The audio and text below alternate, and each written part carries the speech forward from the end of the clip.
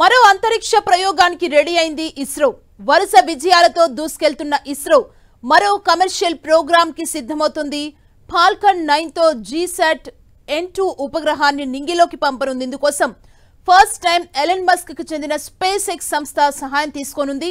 వచ్చే వారం అమెరికాలో ప్రయోగం చేపట్టేందుకు అంతా రెడీ అవుతోంది. జీసాట్ N2 ఉపగ్రహ ప్రయోగంతో లాభం ఏంటి?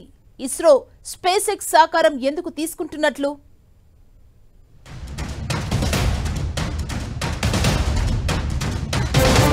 Space X rocket, ISRO satellite.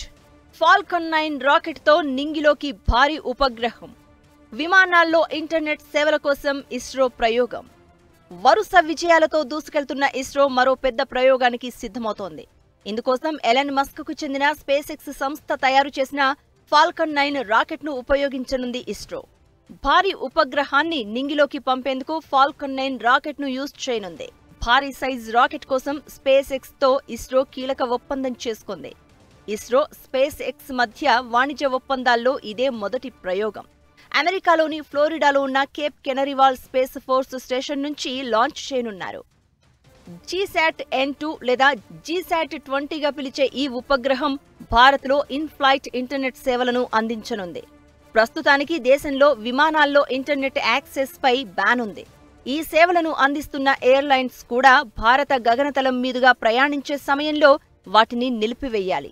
అయితే భారత గగనతలంపై 3000 మీటర్ల ఎత్తుకు చేరుకున్న తర్వాత ప్రయాణికులు వైఫై ద్వారా ఇంటర్నెట్ సేవలను వాడుకోవచ్చని కేంద్ర ప్రభుత్వం నిబంధనలు సవరించింది.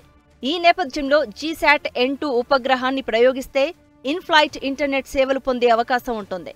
ఇస్రో ప్రయోగిస్తున్న ఈ శాటిలైట్ లైఫ్ టైం 14 ఏళ్లు. ఈ ప్రయోగం కోసం ఇస్రో దాదాపు 590 కోట్లు ఖర్చు చేస్తున్నట్టు అంచనా.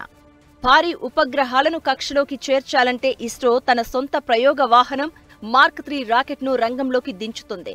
బాహుబలిగా పేరున్న ఈ రాకెట్ 4000 కేజీల బరువున్న భారీ శాటిలైట్లను కూడా మోసుకెళ్లగలదు. అయితే ఇస్రో సిద్ధం చేసిన జీసాట్ N2 బరువు దాదాపు 4700 కేజీలు. దీన్ని తీసుకెళ్లడానికి మార్క్ 3 రాకెట్ సామర్థ్యం సరిపోదు. అయితే గతంలో ఇలాంటి భారీ ఉపగ్రహ ప్రయోగాల కోసం ఫ్రెంచ్ సంస్థ ఏరియన్ స్పేస్ పై ఇస్రో ఆధారపడింది. ప్రస్తుతం ఆ కంపెనీ దగ్గర ఇలాంటి ఆపరేషన్ రాకెట్లు లేవు. యుక్రెయిన్తో యుద్ధం కారణంగా రష్యా సేవలను పొందే అవకాశం కూడా లేకుండా పోయింది. ఈ నేపథ్యంలో భారీ రాకెట్లను ప్రయోగించగల స్పేస్ ఎక్స్ ఫాల్కన్ 9 రాకెట్ను ఇస్రో ఎంచుకుంది.